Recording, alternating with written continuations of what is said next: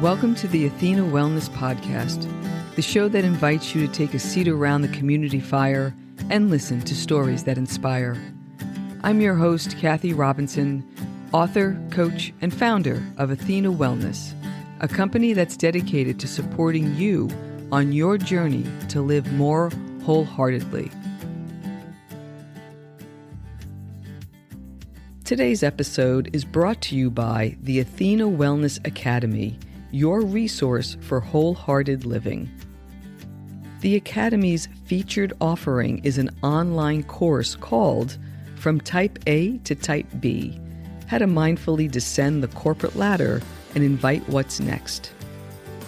This course is perfect for you if you're contemplating or navigating a professional transition, and it's available as a self-study or with a small cohort of students facilitated by me, Kathy Robinson. To learn more, I invite you to go to athenawellnessacademy.teachable.com or click on the link in the show notes. Hello and welcome. Thanks so much for joining me. What I love about today's conversation is how balanced it is. It's uplifting in spirit and honest in the challenges we face in our everyday lives. I'm joined today by Tom Glaser, who is a psychologist and coach. He's also the author of a wonderful book entitled Full Heart Living: Conversations with the Happiest People I Know. Tom started his happiness research at a time in his life when he was feeling quite the opposite. In reading his book and speaking to him today, it's wonderful to witness his own shift, one that I'm sure you'll find inspiring. Here's what we cover: what happiness is and what it's not, 4 key themes embodied by happy people, the connection between risk-taking and happiness, how self-acceptance and embracing difference lead to happiness, and how happiness can be a wellness practice. We end this episode with our Dose of Inspiration segment, where Tom shares some of the things that are lighting him up these days.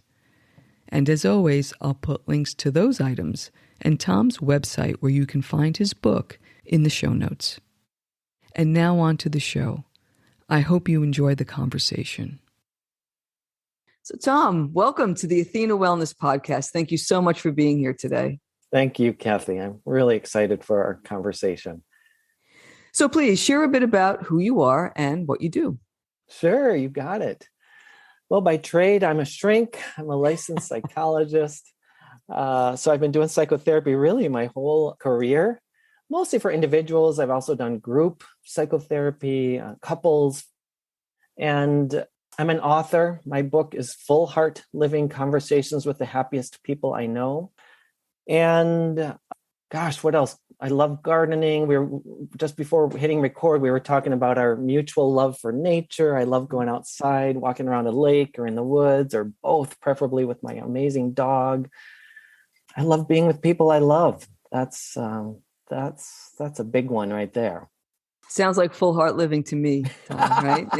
A man who practices what he preaches. I love that. Pretty important in my book to do that, yes. Yeah. So what brought you to do the work that you do today? Gosh, from way back, Kathy, I remember in high school just loving deep conversations. And I loved my high school psychology teacher. And the study of human behavior to me is infinitely fascinating. Everyone has a story. And when you dig deep enough, there's really good reasons that we make the choices we make. So my work is infinitely interesting and challenging. It's really stimulating. And I knew it would inspire me to continue to do my own personal development work. So speaking of, walking the talk, I knew that being in this profession would be a motivator for me to work on my own stuff my whole life. And it has.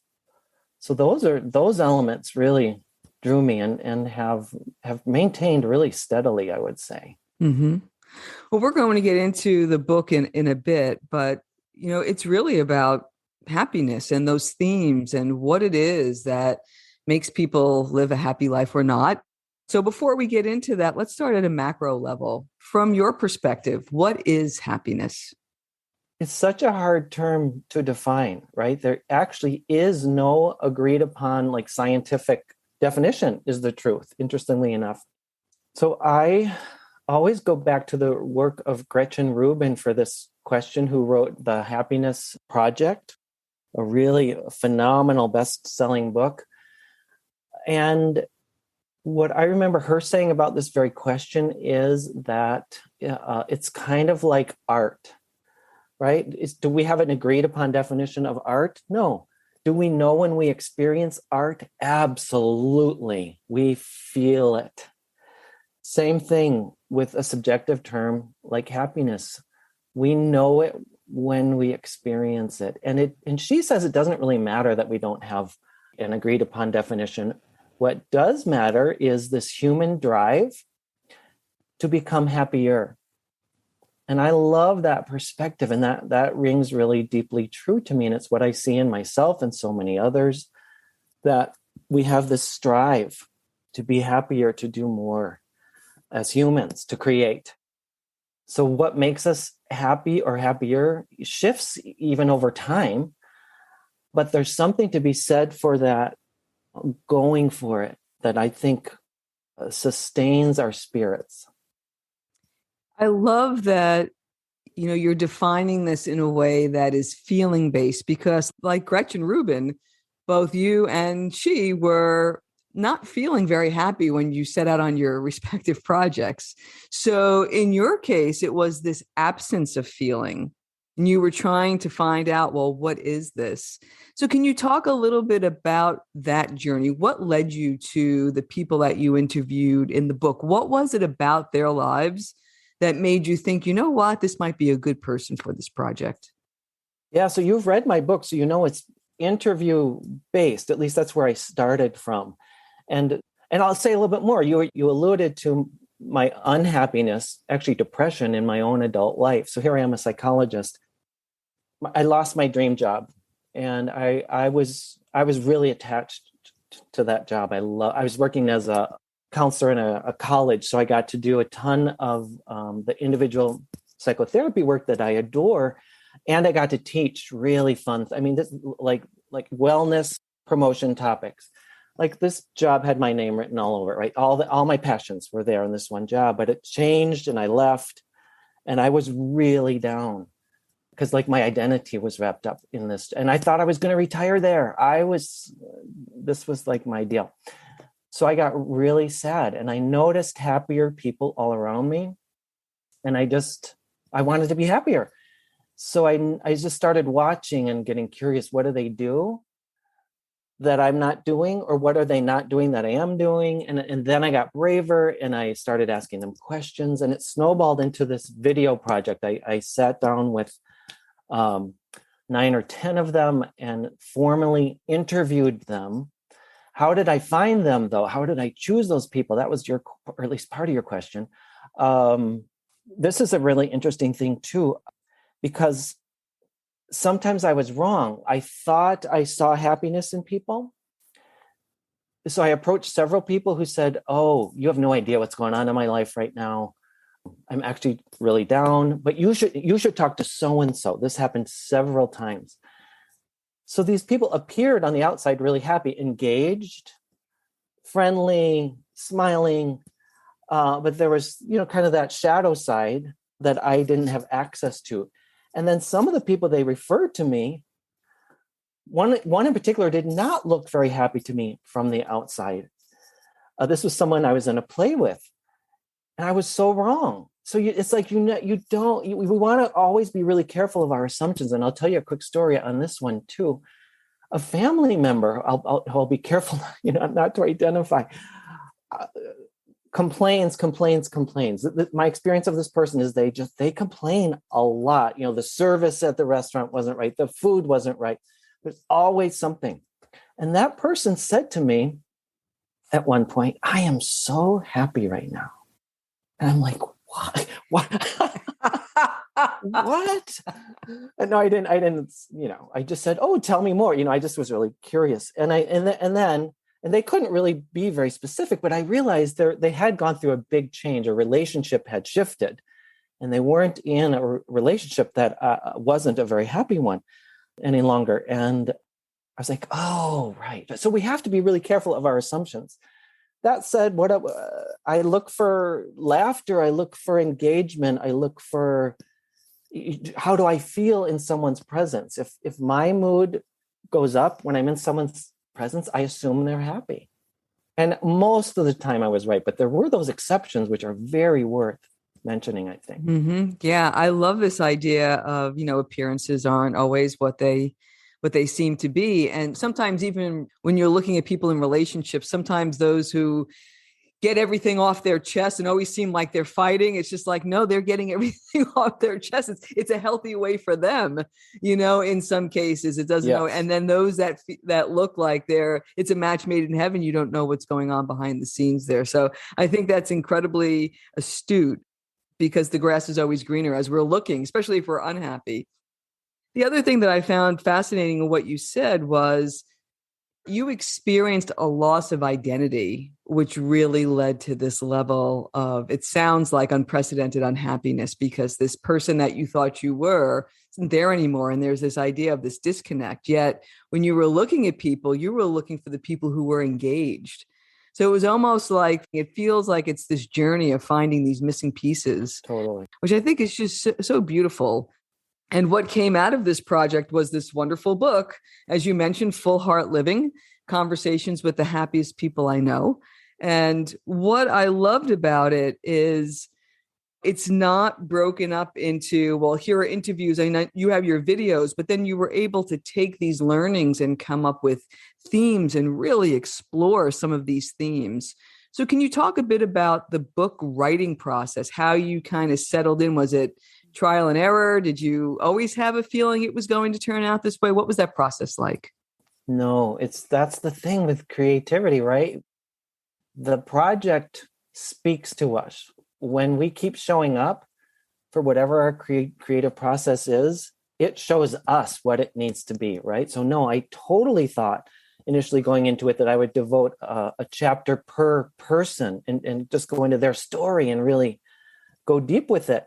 But I noticed and realized they were saying so many of the same things that it didn't make any sense, that it only made sense to go with a topical approach. So it's 20 chapters by topic. So things like taking risks, happier people take more risks. Self-care is a chapter early on. Gratitude is a chapter. Aligning with values is a chapter. And it seems like you came away with 4 learnings in going through this discovery process. Can you talk about what those are? And let's dive into those a bit. Yeah, you got it. So by far, the number one thing that everyone said is that happier people connect deeply with other people. So they have folks they love, they have folks they feel loved by. They spend tons of time with these really special people. One way I like to say it is they have a tribe. We're social beings, right? Human beings, we are social at our core. We must feel the presence of other people to be our best. I'm convinced of that. And then number 2 is connection with self. And that to me means several things.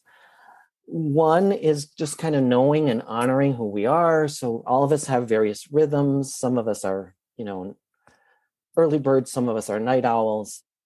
When we honor those proclivities, we function better and we are better in the world. It also to me means mindfulness. So connection to oneself, mindfulness, being in the present moment, not distracted by worries about what's to come or perseverating over what has happened before.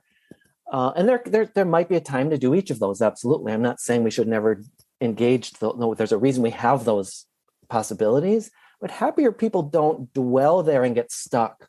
Less happy people can really get stuck in one of those with anxiety or depression, for instance. So happier people are more in the present moment. And number 3, happier people engage in passion. So you were picking up on that a moment ago, talking about engagement, which I never quite thought about before in the way you said it just a minute ago. When I was so unhappy, right, I was like craving engagement because I was so engaged in my work. And I lost that. You're absolutely right. So now what? If I don't have that place to be engaged, now what? So happier people have activities that they absolutely adore, and they do a ton of them. And it's when they get into that, what we call flow state, where you lose all sense of space and time, and you're just kind of one with the activity, which of course is such a delicious experience. Mm-hmm. So connection with self, connection with others, connection with passions. And then I just like to always say too, when we engage in those things with a spirit of giving back, Kathy, when we are contributing to making the world a better place, oh, look out. And all of these things feed off of each other, right? When I engage more with other people, I tend to become more connected with myself, and I naturally want to lean in to my passions and to giving back more. Like they all are this infinite feedback system. You start in any one of those levels, and they're going to help increase the rest. Mm. There seems to be this sense of depth, of honoring, of witnessing. So it's almost like there's a fluidity that I think, I think about the times when I was more unhappy, I was feeling very boxed in. Right. There was this set of expectations I needed to perform. There were these time dates. Mm-hmm. Few choices. You're talking about really not feeling like you had many choices. That's a terrible place. Yes. Yeah. And repeating over and over and over again, right? That's the treadmill, that routine of treadmill. So exactly, being able to step off with that, because when you're on the treadmill and people are saying, well, you really need to get out in nature, or you need to do this. And you're just like, I don't have the capacity for that. But the way you describe it, there's a greater good to this, meaning a deeper connection with yourself to be able to figure out, why is it that this treadmill running isn't serving me at the moment? Therefore, I can't serve others. Therefore, I can't serve the broader good of humanity. And so, it takes it out of the do these 5 wellness practices to this is the reasoning why it makes you feel good. Is that fair? Absolutely. And what comes to mind as I hear you describe it that way, Kathy, is because often when we're in a state like you described, without choices on the treadmill, right, there's so much we can't even see. And the way through that so often is through connection with another person. So when you find someone you can trust and you be honest, and you just say, this is my experience. I feel so stuck right now. This is so heavy. I don't even have the energy I know I should get out in nature. Everyone tells me to get out in nature. I can't even do that. I don't know what's going on. Like to be vulnerable, really say your truth with another person. See, so it is that, like, and you use the word witnessing. I'm not sure if this is what you were saying, but yes, when we have a witness, a trusting witness who can say, who can hold it, who can hear it and reflect back what you're saying and be there with you and validate your feelings, then you can begin to unpack it or begin maybe to look at options. That's when I see people shifting, when we just stay in our own world, which just think it through. People tend to stay more stuck. When they bring it out, when they share it with a trusted other, air comes in to these stuck places, or light gets in. Yeah. Yeah, that's a great way of describing it. I wrote down the word opening. Yes. And it's something as simple as naming it and having somebody reflect back what it is that they're hearing, right? So that can take 5 minutes. It's so simple. Yes. Right? Correct. It doesn't need to be a week in the Sierra Nevadas, right? It could be if you need to go on a retreat, but sometimes that works. If it works, no problem. But yeah.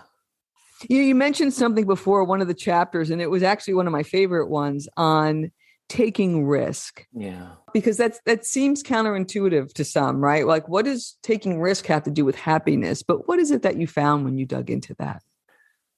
So even if we just look statistically, right? If again, if we're back on the treadmill, blinders are on, we see fewer options. So we tend to stay in these familiar patterns, even if they're not super happy. Good ones, they're not feeding us, we stay on them. So there's statistically fewer chances that we'll discover something new, right? Because we're not being exposed to new things. Mm-hmm. Whereas happier people, and I'm not talking about jumping out of a plane, by the way, without a parachute. No, I'm not talking about overwhelming yourself. I'm talking about taking small risks that you feel comfortable doing it. So I just always feel that's really important to emphasize.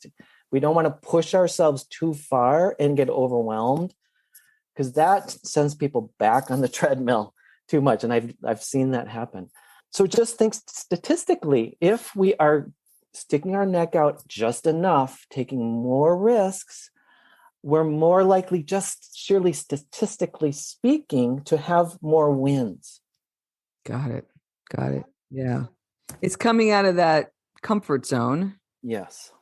And even in the way we just said, finding somebody that you trust to name what it is that's going on, that vulnerability can be a big risk.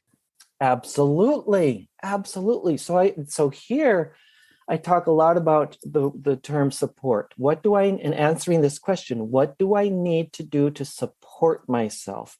So risks are often, right, we're most afraid of things we most want. Often that happens when there's a risk, something I really want, but it's scary for whatever reason. So answering that question, it becomes fill in the blank. What would I need, or what do I need to do? So emphasis on action to support myself. So what does that mean?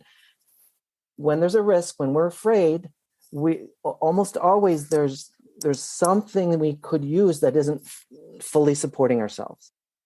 What might that mean? Like you're pointing out a really good one. Just talk to someone, admit, hey, there's this thing, it scares the crap out of me, I really want to do it. So talk to a beloved, trusted other. Oh, you can do that, Tom. You'll be all right. And if you're not, I'm here for you. You're going to be fine either way. Try it, see what happens. Or maybe they'll help you figure out how to break it down into smaller steps. Mm-hmm. Mm-hmm. I love that. What we're most afraid of the thing are, sometimes the things that we really want. And what would success look like? I mean, that's a beautiful question just to hold, of what are those things that scare me most. It's probably things that I want the most. And I'm talking as one who was on the treadmill, it's that fear of failure. You left your corporate Exactly. career. Yes. Yeah. But I didn't mean to interrupt you. I just wanted to get the context. Go ahead. So yeah, I was in corporate for 3.5 decades and voluntarily left. And even that, you mentioned this loss of identity, even though this was a choice. And I can only imagine and empathize with you, who it wasn't a choice. I mean, it was a choice. You did choose to leave, but it wouldn't have been what you had wanted to do. No. I can't even imagine, like, the game changed. My game didn't change. I changed, and it was time for me to change my walls and do something different. And I knew that. But that being said, you're leaving something that is talk about routine, right? Yes. But on the other side of that, there really is that sense of freedom and possibility, and it comes with a whole bunch of other stuff. Well, yeah. And here's the thing. So we wouldn't be having this conversation right now, right? I wouldn't have written the book, at least not when I did, maybe never, without this particular, combination of events. I feel like, kind of on a more spiritual level, if this sounds woo-woo to people, whatever. Bring it on, Tom. The universe had another plan for me. It wasn't my plan. There were other things I feel like I now, in retrospect, I needed to do. And I wasn't going to leave that job because I was so attached, right, without something big to get my attention. So the Tom that thought that was the dream job has obviously morphed over time. Would you still call that your dream job, or do you feel what you're doing now is more in line with who you are today? Oh, it's a tough question. Oh, that's a hard one. I'm glad it happened in that. I'm glad I'm not at that job now is my majority truth. There are still things I miss about that job. I loved it. I loved so many parts of that job. And I've had these great opportunities. I don't really regret it. But sort of really is a both and, though, to be totally honest with you, Yeah, right? sure. Uh, it's not black or white for me. Let me ask it another way. Do you feel you would have experienced the level of growth you've had if you stayed? No, great question. Thank you for clarifying. No, no, right, right. I got so much from that, and the number of people who come up to me that and say I can relate to your story because it was a toxic coworker who showed up. So many people come to me now and say, "Oh my gosh, I had the same thing." And how do we let one person disrupt a system so much, right? And like that alone, those moments where people feel freed then to tell their story to me and we connect on that level, that's pretty cool. Yeah, yeah, definitely. Oh, that's lovely. And I think that's very inspiring for people who are listening because, it's not a black and white answer, as you say. There's pros and cons in everything that we do. Yeah. But in the research that you've done, to be happy, it's not about things going your way all the time. It's about growth and connection and going deeper in your own journey. Yeah. So let me take that as an opportunity to talk about this piece, why I called it full heart living. Because happier people it's not that they have fewer hardships than anybody else. They have the same amount of hardships and challenges and obstacles. It's that they don't fight it, they don't avoid it, they don't suppress it. They approach everything with their full heart. So when they're sad, when they're down, they know they're sad and down. They know it's temporary too. They know they'll get through it. Yeah. Yeah. The image that comes to mind is like the difference between being on a surface in the ocean and getting, having to dodge all the waves and having the wherewithal to know, oh, I can dive, I can jump over, Yeah. I can float. Right. I have options to be able to navigate. The waves keep coming, but you have different ways of dealing with them. So maybe happiness, because I think sometimes people equate happiness with pleasure. Happiness is more not being tossed by what's coming your way. Right. There is an element of acceptance, going with the flow. And I'm not talking about that kind of passive sort of giving up thing. It's, oh, here's what's happening right now. I'm not giving up, my direction where I'm going necessarily. But yeah, and this too. And this too. Yeah. Beautiful. Yeah, another interesting point. I thought you have three separate chapters on one is on accepting yourself, the second is on embracing differences, and the third is on overcoming shame. And there felt like there was quite a correlation there. And again, when people are thinking of happiness, these things may not come to mind of being able to work through this. So can you speak to that and what you found in those areas? Oh gosh. What comes to mind is my figuring out that I'm a highly sensitive person. So what does that mean? I have a nervous system that reacts more than a non-HSP to stimuli of all kinds. So to light and sound and overwhelm and to-do lists and hunger. And this makes up about 15, some researchers now believe up to 20% of the population. Before I knew that about myself, I just thought I was neurotic and needy. There's a way I kept judging myself for it. But when I finally came across the work of Elaine Aron, who wrote a number of books, the first one of which is The Highly Sensitive Person, and looked at the strengths and the gifts of this trait, and it's not a diagnosis; it's a trait, like having brown eyes or a second toe that's longer than the big toe, right? These are just genetic gifts. So I embrace, I'm highly sensitive. I got to be careful with my schedule. I got to make sure I got snacks. It doesn't mean that I'm so screwed up that I'm just never going to be okay enough. Oh, This is what I got. This is what I came into the world with. All right, now what? And there's still the stuff I want to do. Okay. So do you feel that there is that self-acceptance then is almost a permission? I guess it relates back to that feeling of depth, of knowing yourself. Yeah. Is that fair? Absolutely. Yeah. Being who we are, embracing who we are, not trying to fight it. Yeah. I think there's a lightness too, right? We get to put down that baggage and not lug it all around with us. Yes. And then we draw people to us who are similar, right? They start showing up. As soon as I start naming the HSP thing, people start, their eyes light up and they lean in and they go, I'm an HSP too, and you start to compare notes or I live with an HSP, people will tell me, how do I do this? Right. And that's a great question. I'm like, yeah, let's talk about that. That's a great thing. Cause it can be hard to live with an HSP. It can be hard to live with a non-HSP if you're an HSP. Sure.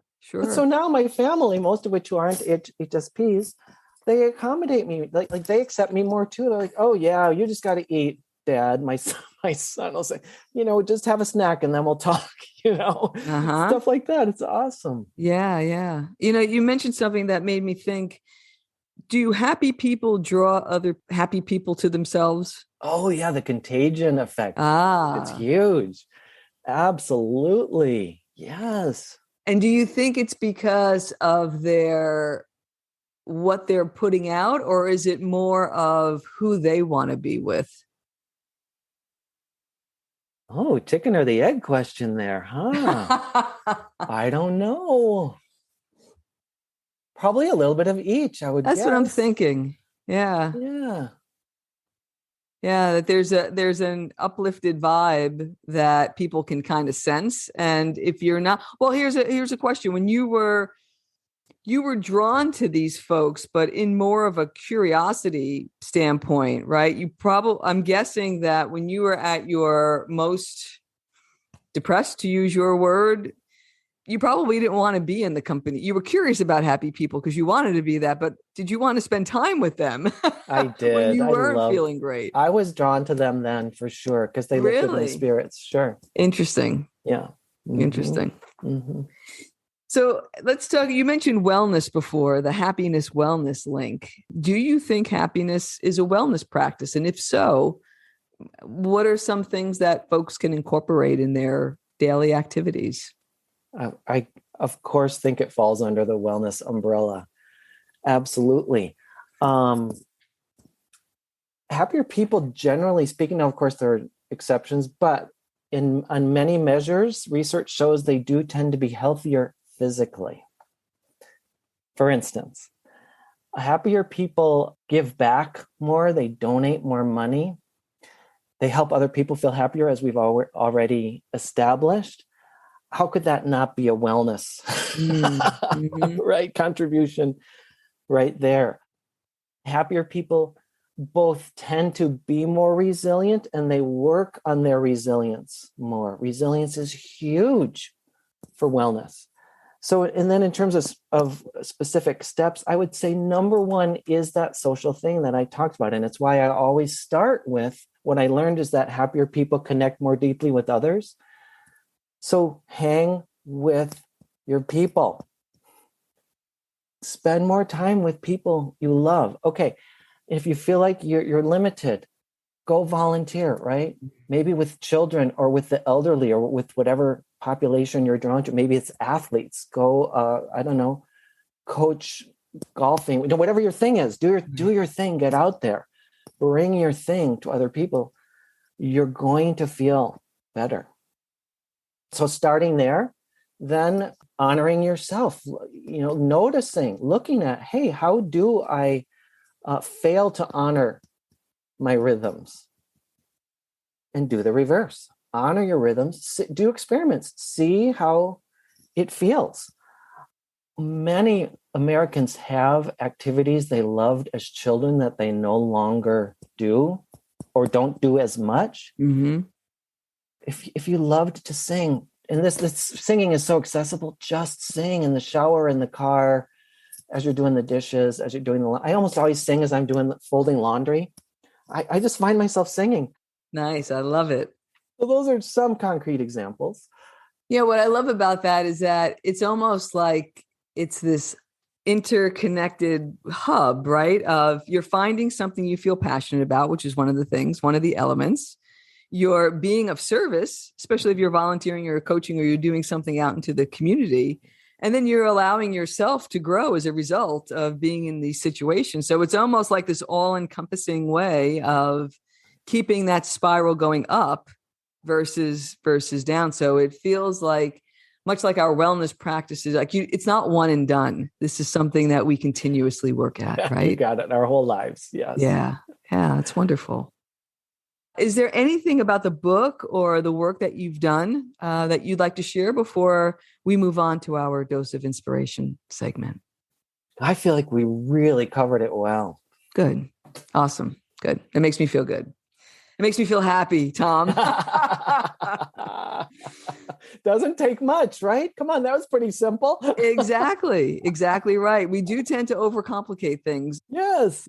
Well, you're doing it all right now, right? You're doing right as we do this. This is part of your passion. This podcast is part of your passion. Yeah. Oh, without a doubt. I'm sure of it. And it wasn't even a thought in my mind when I was on the treadmill, which is interesting, right? There you go. Mm-hmm. So I'm curious of what you've read or listened to lately that you've enjoyed.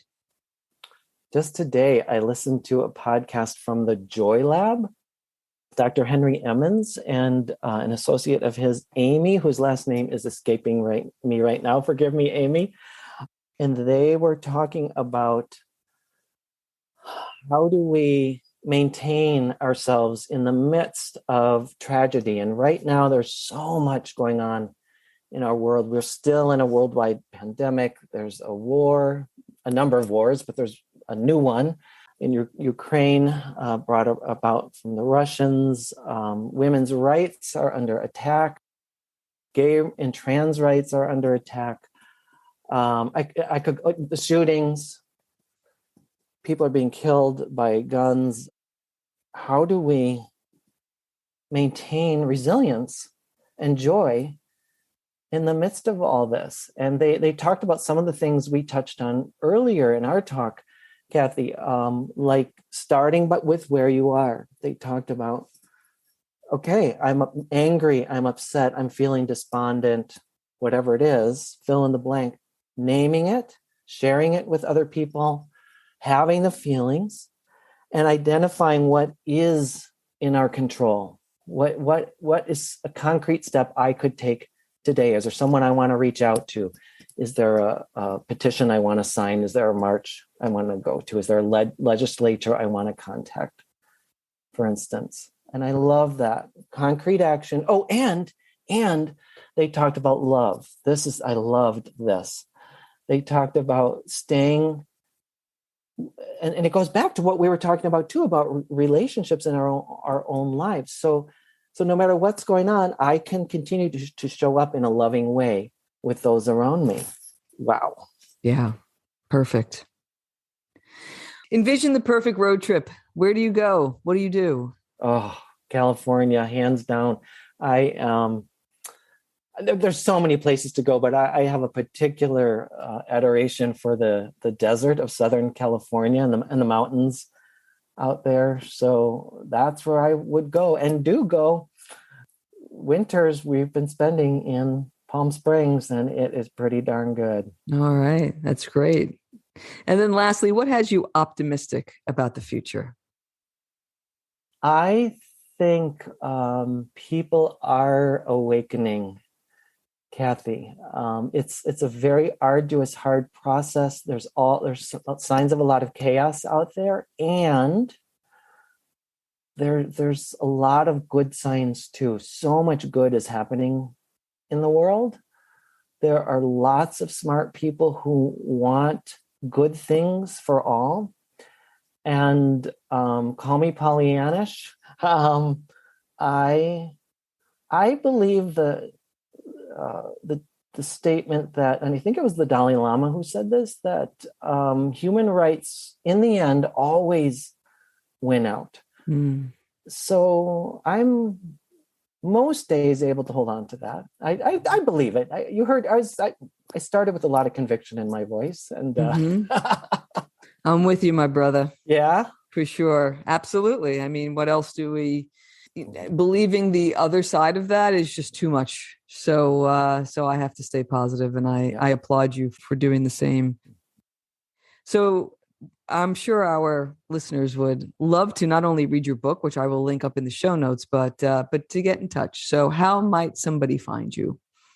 fullheartliving.com is the best way. There's a contact form right there. There are links to my book. There's a link to this other product that we didn't have time to talk about, my relationship enhancing game, Full Heart Living Conversation Sparks.